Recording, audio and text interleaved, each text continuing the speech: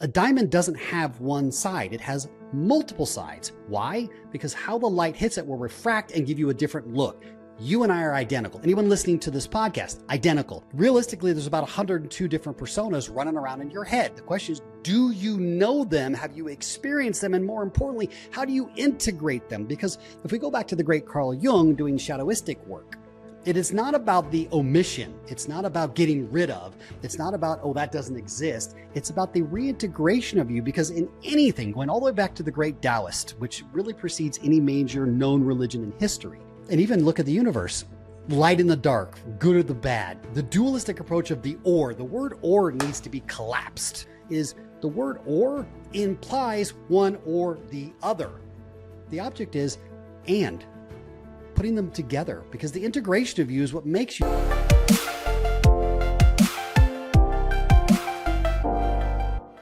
Welcome back, everybody, to From Crisis to Justice. I'm your host, Parag Amin, and today I'm joined by a very special guest, Dr. Travis Fox, who is known as the Mindscape Architect. He's an Emmy award-winning speaker, entrepreneur, and business strategist with over 30 years of experience in psychology, clinical hypnotherapy, and leadership. He's the CEO and board member of Build Your Fortress.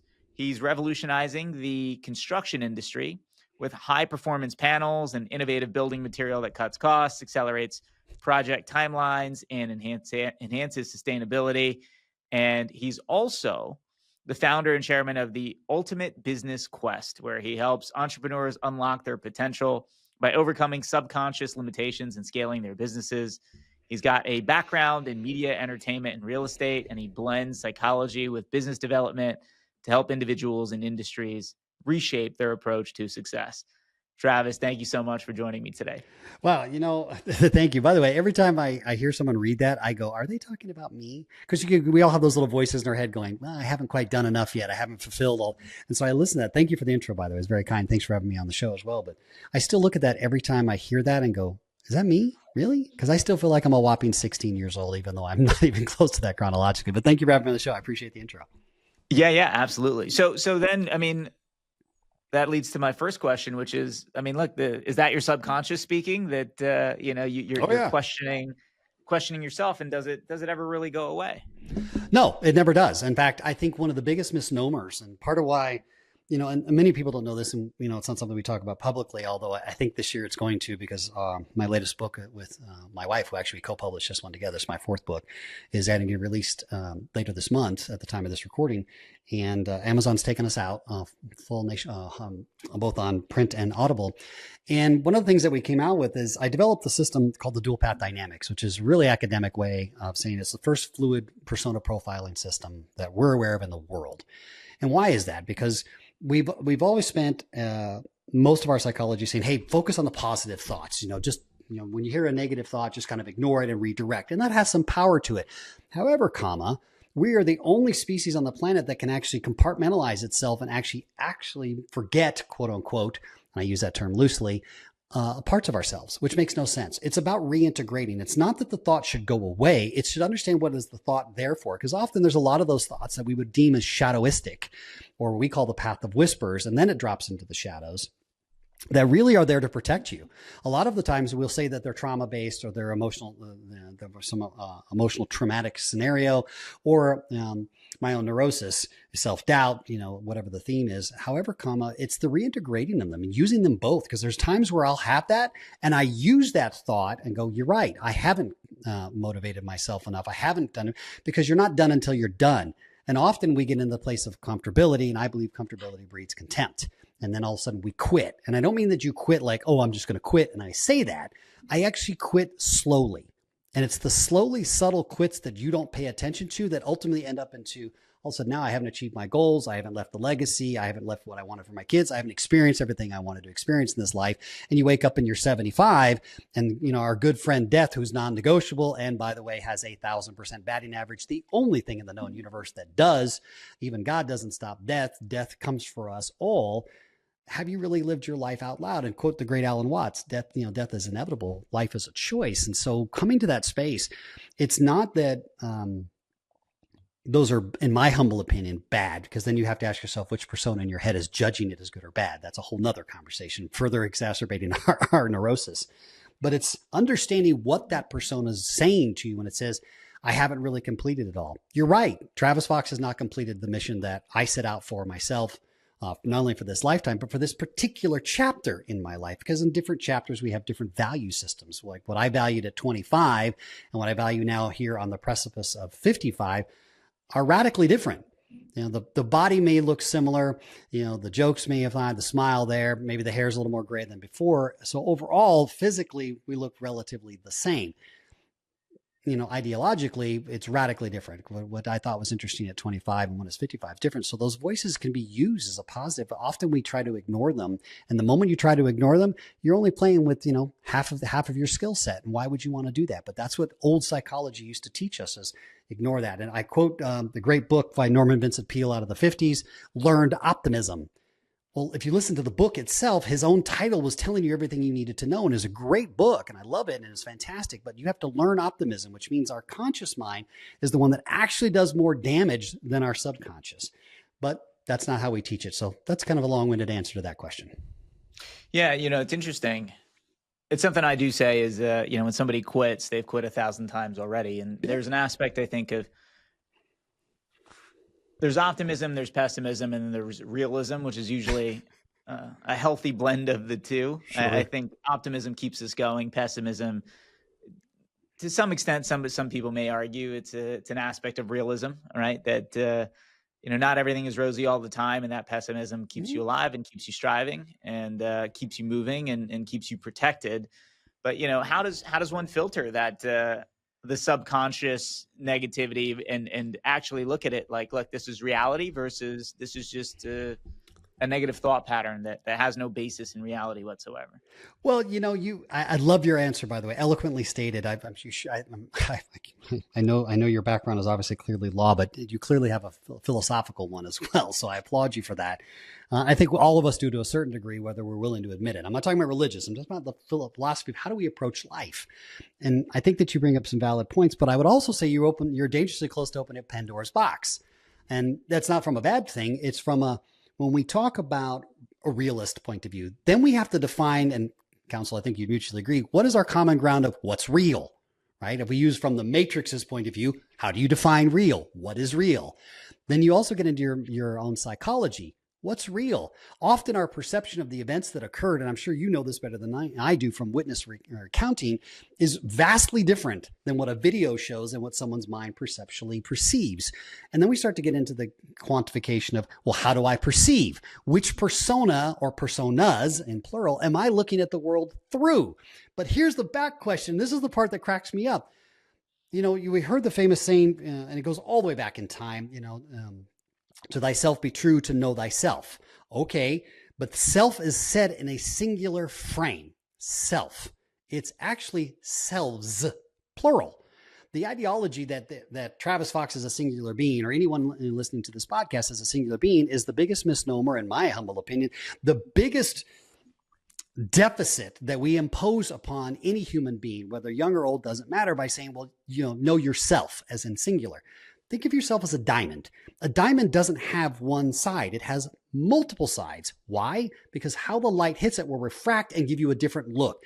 You and I are identical. Anyone listening to this podcast, identical.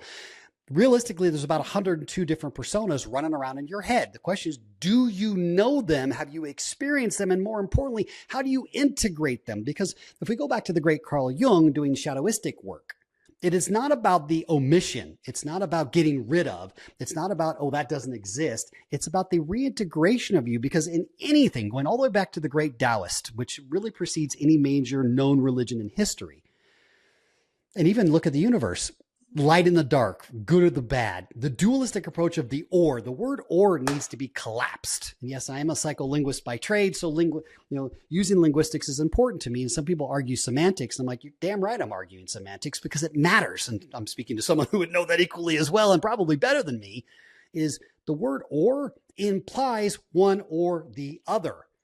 The object is and. Putting them together, because the integration of you is what makes you there. The parts that you would call shadows or whispers, those, you know, the voices that come over your shoulder. Wow, you can't do it.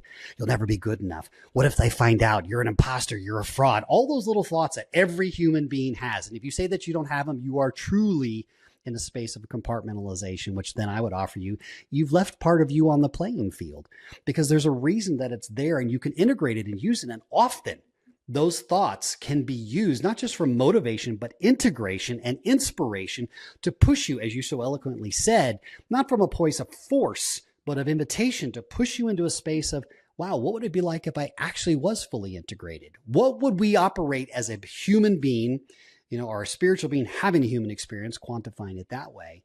What would it be like if we actually operated with a full 100% integration? What would that look like? Well, I mean, just even fantasize about it puts your mind in an overload space.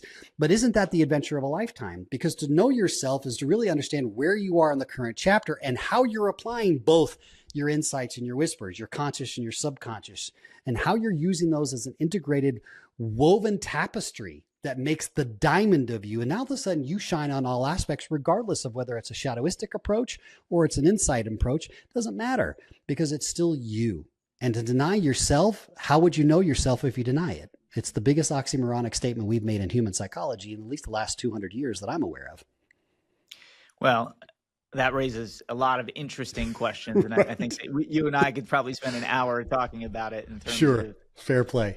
You know, when and how does it make sense to filter versus not? And, on the one hand, you're talking about, well, how would you know if you don't explore that aspect of things, right? And that can be applied to a number of different areas. And let me ask you this: when it comes to your decision to explore high performance panels, it seems kind of like feels like a left turn, maybe. Up until maybe you could provide a little bit of insight. Like, how did you get into this area of high performance panels, and why did you get into it? Fair play. I grew up outside the United States, and my biological father abandoned my mother and I when we were in Japan. My mother was a model and actress, abandoned when I was 1 year old. So we came back to the United States for a brief stint at 4, and I lived in a trailer. And there's nothing wrong with a trailer, but back in 1974, trailers were made with a lower construction rate than we currently are now. Not much better now, but lower. And I saw what it did to people psychologically. And as I grew up over time and got to travel around the world, and I grew up in the better part of my life in Europe before I came back to high school here in the United States, I saw conditions outside the United States that I think, unfortunately, a lot of United States or American citizens are don't really get to see. I think it's imperative that you see that. It influences you in a way that I can't articulate in any word, except for the impact was so palatable that it influenced my life always from a perspective. And I always hearken back to, Maslowian hierarchy of needs: food, air, water, shelter. So shelter hits the thematic or the theme in all of us of safety. Now, it doesn't mean that your house is impenetrable, but it should be theoretically. And it gives you a place where you can come and just be you, whatever that is, you with your family, yourself, however you choose to do it, work, play. Obviously, life has changed radically since 2020. But nonetheless, Fortress became about that ideology. So it is actually a blend of the two paths that influenced me most. One, obviously, is human psychology, hypnotherapy, and how do we actually apply our persona system to the world and giving a blueprint for life so we can master ourselves. And ultimately, where do I do that? But as we were talking about pre-show, at least here in the United States, house pricing has gone through the bloody roof. I mean, it's gotten ridiculous. And as of some of the mega storms and experiences that the United States has been experiencing over the last couple of years, these disasters are catastrophic, not just to the personals and individuals' homes, but cities and communities that, to this day, many people may or may not know that even from Hurricane Katrina, we still haven't rebuilt New Orleans. That was 15 years ago, people. So we have, and I say this with the utmost respect, regardless of what side of the aisle you land on. I'm not a political person. I think they're a waste of time personally. I care about people. I'm just a people person. I'm a P.T. Barnum kid, and I hearken, and I got the great opportunity to meet one of my heroes, was his Dr. Dennis Waitley, when we did our last film together in 2020. And, those are the two things that have influenced me my whole life. P.T. Barnum and Dr. Dennis Waitley is how I got started. And I started looking at, well, how do we make ourselves happy? P.T. Barnum. But what's the psychology of working myself through the parts of me that aren't happy with me? Dr. Dennis Waitley, The Psychology of Winning, was my first influence. And I combined those two. And what I started to really realize was Buying a home often for people is traumatic. It is not a pleasant experience. You're leveraging yourself. You're subscribing yourself to a 30-year deal, commonly called a mortgage, sometimes now 40 or 50, depending on if you're going to in those extreme states. You're putting a chunk of money down that you'll never get back. You think that you will, but you won't. It's no different than a car, right? Yeah. Except for the house, at least generally will appreciate, generally. But you work to pay for it. So where's the safety in that? So there's this oxymoronic and almost dichotomous psychology we set ourselves up of, yeah, I've got my new home. Dad, come on, Parag, come on, we're gonna have a party. This is great. By the way, my monthly mortgage is out of control, and my pity payment, my insurance, and the cost of operation, and electricity, and the things we don't think about. And the challenge with it, for me, I really got twisted because my father, who became my adopted, my biological, he obviously left me, but my adopted father, who's really one that raised me, military to the bone, all Air Force, all the way up to a single star. My eldest son became a special force operator, did 4 tours, and did his time for God and country. And I noticed that generation, which is he's in his late 30s now, but that generation, they were having trouble affording houses. And it didn't make sense to me. I'm like, well, why should they, right? It doesn't make a lot of sense to me. They should be able to afford a house. He couldn't at the time. He's obviously subsequently did it, but the amount of debt he had to take on and the amount of hoops he had to jump through for a house, with all due respect to all of my fellow general contractors and my fellow developers, we know is technology that's 100 years old. This industry, as a macro comment, I mean, in construction, bar commercial, i.e. the Burj Khalifa as an example, is a great adjustment in architecture and building materials. But I'm talking about single family res, multifam, stack. It hasn't really changed. Why? Why are we still doing barn raising technique with, sticks and bricks? And we have storms that are wiping communities literally off the face of the freaking planet. When we have things like Fortress, which are high performance panels, which are better, faster, greener, and stronger, and are designed specifically, go look it up yourself, Miami-Dade County in Florida, SIPs are the only product that is rated to survive 160 mile an hour plus hurricanes. Start that. Well, that also includes F5 tornadoes. Now, anything above 160 in generalities, if, whatever you deem as your deity structure, God above, it's gone. It's going to happen. But give yourself a fighting chance. And more importantly, a house that is solid. Now, I mean that solid is, I don't mean in rigidity. I mean it's solid as in its core. Because how a high performance panel works, it's designed for that very process, not just efficiency, but it's also designed for affordability, speed to build, less waste. We're using products that allow us to recycle and renew. These are all things that people don't factor in when we go build a new home. I'm just going to go build a new home. Okay. Have you ever built one? On average, you'll spend 30% more than your original budgeted agreement. It's the way it works. The general contractor will make a macro, this is what I think it's going to cost to build it, and then we're going to come into these cost overruns. Now, subject that sometimes is to the buyer who's making adjustmental choices, upsells, upgrades, downgrades. But if we talk about a macro comment, it makes no sense. It doesn't, and I got really twisted about it. And I went, wait a minute, we have 9 million veterans in this country that the VA supposedly takes care of. And I use that term loosely for all my fellow, people out there have that same philosophy I do. I think the VA is a very challenged organization, but thank God I'm not the one that has to deal with it. We'll leave that to other people that are far smarter than me. But I know that those men and women, because I lived it as a family member, I've also lived it as a parent, and I didn't get to serve because it skipped my generation. Okay, that's fine. But I've been around it my whole life. And one of the things that I've admired about them is that it isn't just the individual, meaning the veteran, it's their families. Sometimes they're gone for a year. That's an impact on these young men and women. Shouldn't they be able to afford a home? And I don't mean afford as in cheap. I implore all of you listening to this wonderful show, change your vocabulary. The word affordable has been synchronized in the real estate industry as cheap. And often it is, because it's built for profit over people. Build Your Fortress is the complete reverse. We are about people over profit. We design, we do everything we can, and we show its transparency as much as possible. In fact, we're working on a project right now where we'll show you, we can build you a 1,200 square foot home, 322 vaulted roof, beautiful house, and we can do it, and we can do it in less than 30 days, move in ready, solid built high performance home, but you can get it for less than 250. Let's change it from affordable to attainable. How about we do that? Because it's not affordable. Nothing's affordable. It's a freaking mortgage. I don't care if you're paying 100,000 or 20 million. You are still financing it unless you've paid cash, which is rare. But let's assume that that's the case. It's a standard operating procedure. The attainability means you can attain what you choose as your fortress. And I believe every man and woman, whether you wore the uniform or not, we have two things. We have what's called upholding the oath, as you can see right behind me here on our workboard. If you were one of the chosen ones that wore a uniform that represent the United States government specifically, you made an oath. That oath doesn't change because we stopped wearing the uniform. The oath was to defend the Constitution against foreign and domestic enemies. This is a domestic enemy. It is not a person. It's an idea. It's an idea that affordable means cheap, and that we keep giving people housing that is not sustainable with where we are in our current climate conditions economically, where we are in our weather conditions, and most importantly, neighborhoods, how we're building communities, especially post-COVID, psychologically, we'll get to that in a second.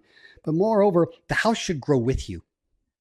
It should be an asset. It should be a fortress. Harkening all the way back to the medieval times, if I may, what was the point of the castle? That's where the king and queen were. They had the keep, and that was where they held the treasury. That's where they held their hierarchy. That's where they held their secret meetings, and obviously their hereditary, where we're going to pass this line down.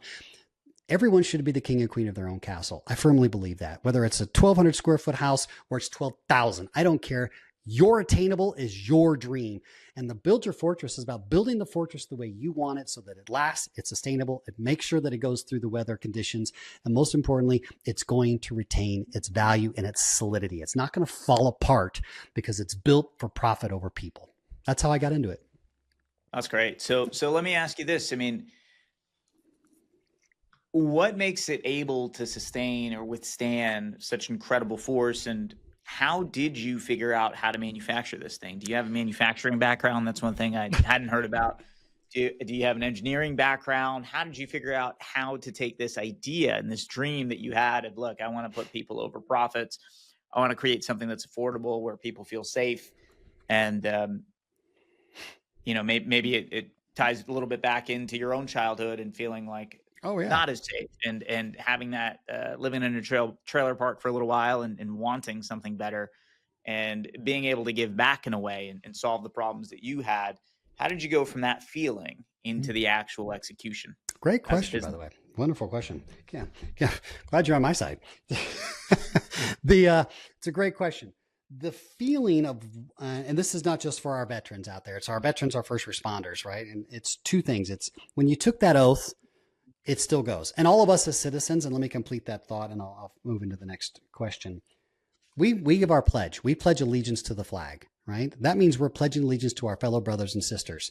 I don't care what creed you are. I don't care what gender you are. I don't care how old you are. If you're American, that's what the American dream is. And we know that the American dream has been under assault for a long, long time, because profit has become king.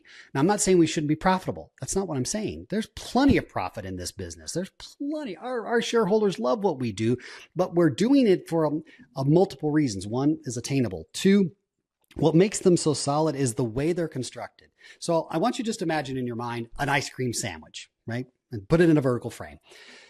So when you look at a SIP, it's called a structurally insulated panel, right? It's 7/16 OSB, specifically designed for the SIP. It's hypercompressed polystyrene, which is a really fancy word for styrofoam, and then a 7/16. So it's a big ice cream sandwich. And then when you spline them together, you're actually creating an interlocking sequence. When you look at sticks and bricks, we'll use traditional framing. You have gaps. Usually 16 on center on stud.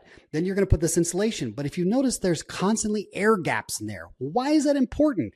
Because when air comes through, if it finds the gap, it hits it, it explodes the house, which is why when you see tornadoes come by, they look like boom, like a bomb went off. Because inside, and I'm not a meteorologist, just so please don't anybody think that I am. It's just, you look it up, it's common sense, that you explode the house from inside out from the pressure. because it airs inside. Now, I'm not saying our houses don't have airflow. They do. But the difference is when you hit up against a solid wall like this, the air has to find a way to move.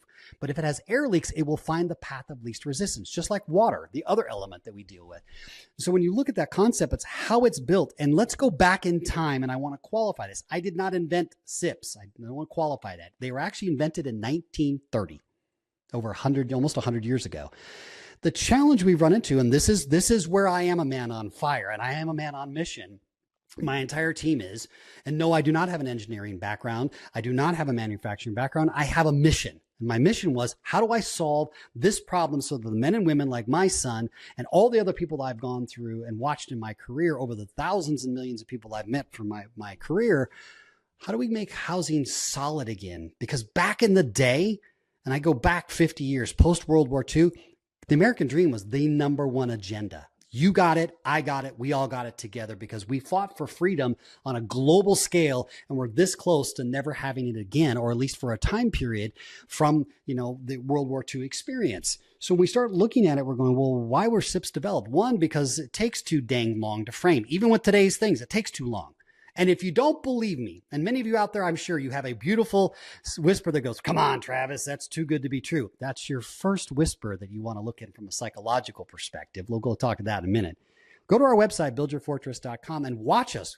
We did this with Habitat for Humanity, one of the most powerful, known, long-running organizations, the great, late great now, obviously, Jimmy Carter, post his presidency, formed this. And they're fantastic, by the way. And we worked with their number 2 division in Omaha, Nebraska. These guys are fantastic. They're massive. They're not just, hey, we're building onesie twosies. They're dealing developments, 400 homes at a time. Fantastic. And they really would be the pinnacle that we would all agree is this is what we call attainable housing. Okay. They're fantastic. They could frame a house in 21 days, which is exceptional. I said, 21 days. That's what he said? Yeah. I said, okay. I said, I'll tell you what, I can do it in a day. They said the same look that your face just said. No way. I said, fair play. You can go watch us on the website. Watch the head of construction. He's a fantastic gentleman. His name is Drew. And we all came out there. We said, give us your greenhorns. Give us the people that are just volunteers that don't know what a 16-ounce swinging hammer is from a jackhammer. Give it to us. Obviously, a couple of your guys are there. We built the house slowly, framed it up. You can see it yourself in 4.5 hours. And that was slow. Average, it's 2 hours to do it. And this was a 1,200 square 322, their blueprint. And why is that important? Because part of what made SIPs so unique is that our military got to use them for forward operating bases. So here we go back to this full circle of asking, how did I get into it? Where all the dots connect for me? And where did the architecture make sense? Was if we used it in military for what? Speed and protection.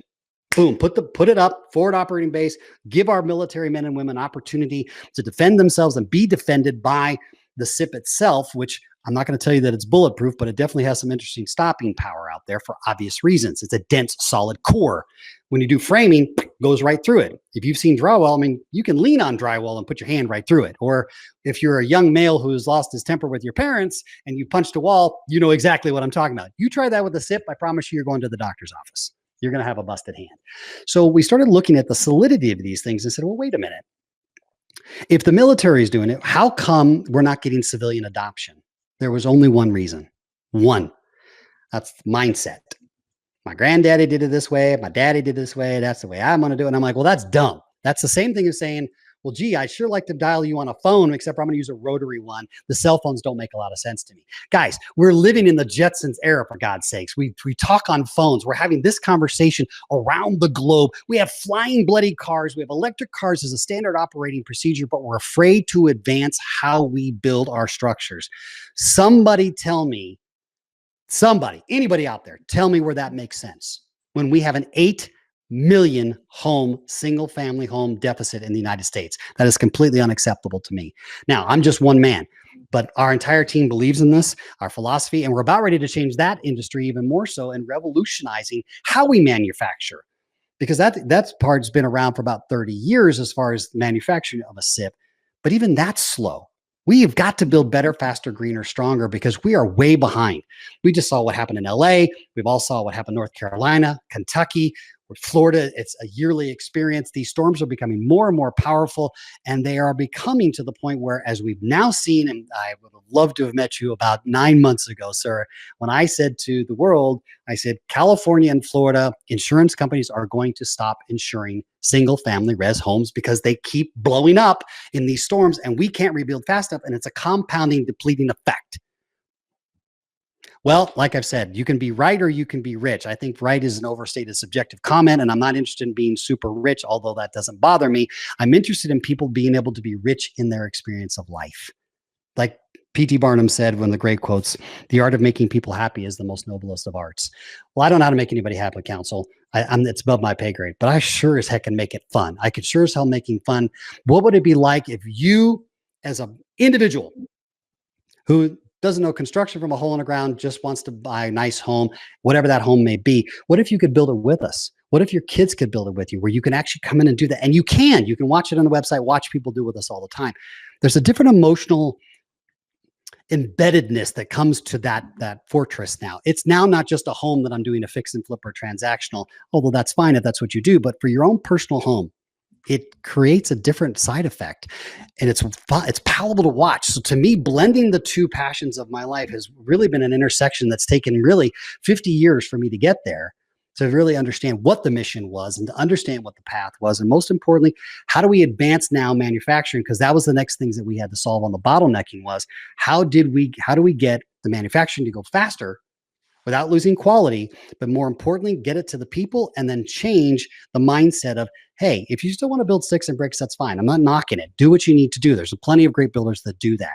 But reality check is, if you're going to live in anywhere in this country where we have storms, which by the way is pretty much the entire country, if you end those storms, wouldn't it make sense to build something better, faster, greater, stronger, but it's attainable, it's going to last, and you can finally feel safe that at least you have a shot, you have a chance to survive some of these storms. And most importantly, because the house is built on a solid core, the air leaks. But this is the part that people forget. Remember, with air leaks, you are literally burning money in your HVAC.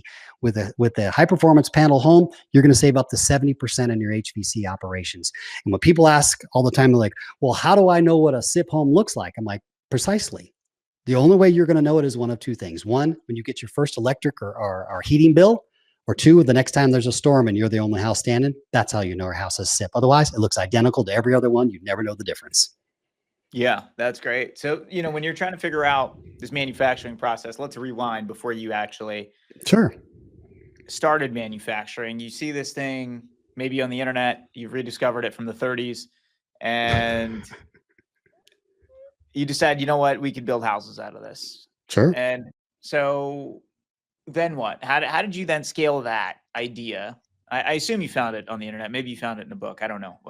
No, quite the opposite. What's that? No, I was approached by, strangely enough, it started with the story that was aforementioned. And I was brought in as a consultant to help one of the funds who was moving into real estate and how they were doing fix and flips and how they're moving into new builds, Section 8 housing, again, at the time affordable, and we changed the word to attainable.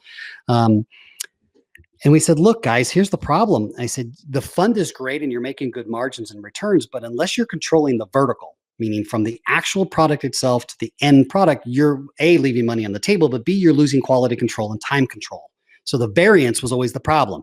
If you look on an average, we're talking about the time to build is months. Why?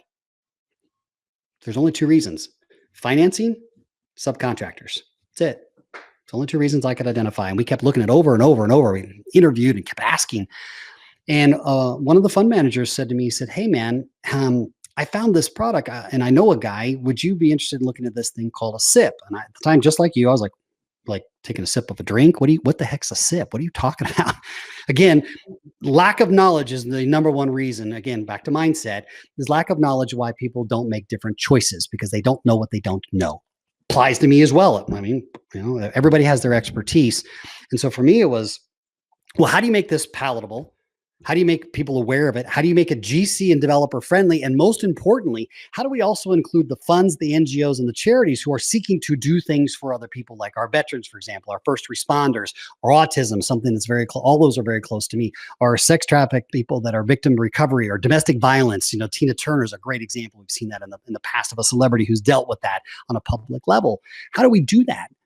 And we came up with what's called the push-pull and NGO theory. It's a really fancy way of saying, hey, we push it out in the marketplace of going, what if you made building fun? Building, if you watch most building ads, like, well, welcome home, council, to your beautiful home. And doggone it, we build solid. No one cares, man. That's about as sexy as a fart, with all due respect. And it's intriguing as not. And we live in a society where you got 3 seconds to snag somebody's attention. That's the way we work. In my generation, it was whopping 6. Now it's 3. When you look at it, why don't we make it fun? Building a home for most people is a difficult experience. If you've ever done it, it's challenging, especially when you're dealing with contractors, subcontractors, timing, dates. It's a consuming thing, right? And if you're in a space where you have nothing but time, great. I would suggest you do that. But if you're like most who are wanting a place that they can hang their hat for a while, continue to grow their career, their adventure, their relationship, and their kids, then you want it to be a pleasurable experience, and you want that to move in, because we forget. Now we're back to the psychology side. Man, that was a terrible experience. It was tough. We had to go through escrow. We've been through closing. We almost lost it. We had subcontractors, and you finally close and you move in. But you got to remember that all that traumatic experience that you had of either building or buying that home goes with you into said home. And then you start to see this degeneration process, because it was such a traumatic experience. We kind of move away. I don't want to take care of landscaping. There's always something to fix. I've got water problems. I got plumbing problems, whatever it is, right? I got to upgrade the kitchen every 10 years because I got to upgrade the kitchen. We don't think about those things. Or just operating the home in and of itself. And so for me, it became about, how do we make this fun? 1, and 2, how do we then put it out into the world so people know about it, which is the push-pull theory, but also 3, how do we help our general contractors turn the notes? One of the things we also identified is that the general contractors, developers, in often case, specifically in the horizontal side, the developer more than the general contractor, but still, they're in these things 18, 24, 36 months on these build outs. Well, that creates capital constraints on the company. That makes it impossible for them to move. Often their lines of credit are tapped. The banks get sticky because they're not hitting KPIs. There's variance controls that they can't control. What if we could do that and we turned it faster so that they were making more money? Well, okay. Well, they make money when they build houses, period. Sitting around is like a plane. If the plane's not flying, it's not making any money. It's an expense. Same thing for general contractors and for developers. If we're not moving dirt and we're not doing horizontal to vertical, we're losing money. You're right. So what if we could turn those notes a little faster? What if we could help you out by getting the product done in speed time so that as soon as the structure's up, it's going immediately for sale? And now, this is the part that got sexy for me. I invite all of your listeners to make your own determination. Unless you've moved to a certain status in life, meaning economic status, often the homes that we're going to get at the attainable level are more track homes. They're not custom. They're barely semi-custom, for that matter. I think that sucks. I think that's terrible. I think everyone should have the opportunity to make at least a semi-custom experience at that level. And with the high performance panel system, you can, because it's not modular. It's not prefab. We assemble on site. It's fabricated exactly to your blueprint there. When we walk up, we assemble on site because it's easier to speed to build. But now you get the money you save on building it, and also the long-term effect. You can add into an upgrade, maybe a better kitchen, or maybe better flooring, or a different whatever add on, if you want to do an ADU, or if you want to do an RV garage post, or move it quantify it into something, a better roof even. That's different. Now, again, we're back to psychology. If I am choosing how the house is designed beyond just a general experience and I'm upgrading, I'm going to be attached to this thing, council. I'm going to be involved in it. I'm going to protect it like a fortress, puns intended, because it is now your proverbial castle, as it should be. That is the American dream. It's been around for thousands of years. I don't mean the American dream, but just having your own castle and your own keep. And so for me, it became about those 3 things and identifying those things, and we did it. And then the next was, how do we make the manufacturing faster? How do we make it speed? And most importantly, I think one of the most revolutionary breakthroughs that we're on the precipice of doing as we speak, we're currently in a round raise right now as we go for this, and we're about 90 days out. What if you brought the mountain to you? What if instead of saying, hey, guess what, Parag, here's the deal. We manufacture out of blank, pick the state, doesn't matter.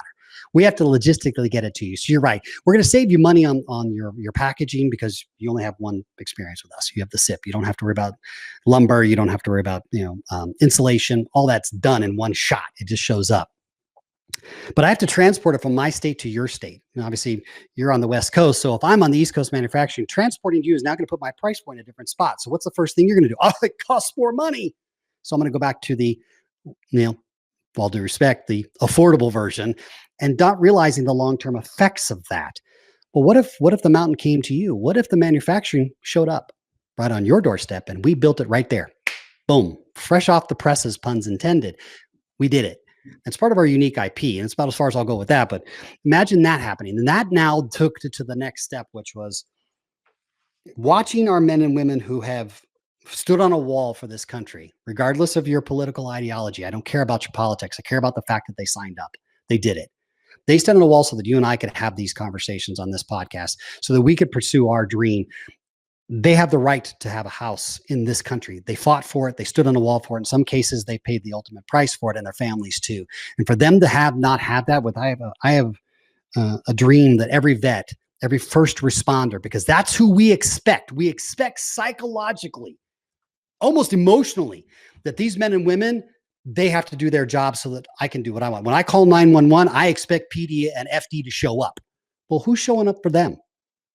Where are we as the people? Where's our oath to take care of those Americans? And so for me, it's a pleading to go, guys, we can do this. We can do it together. And it's fun because back in the day, we used to do barn raising together. I used to help build yours. You used to help build mine. Now we're friends. Now I know something about you because I'm invested in your structure. I'm invested in your family. You're invested in mine. Well, that means if someone comes walking into the neighborhood that's the problem, you and I are most likely going to team up. Now all of a sudden we got a community. That's what, in my humble opinion, is lacking in this country. We are so damn divided over stupid stuff.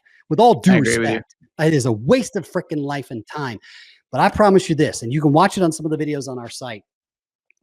When people come together and they build a home, which is what made Habitat such a unique experience in of itself, which is why we were so grateful to partner with them and work with them and continue to do so, is to go, stop. When you do it together, it changes you.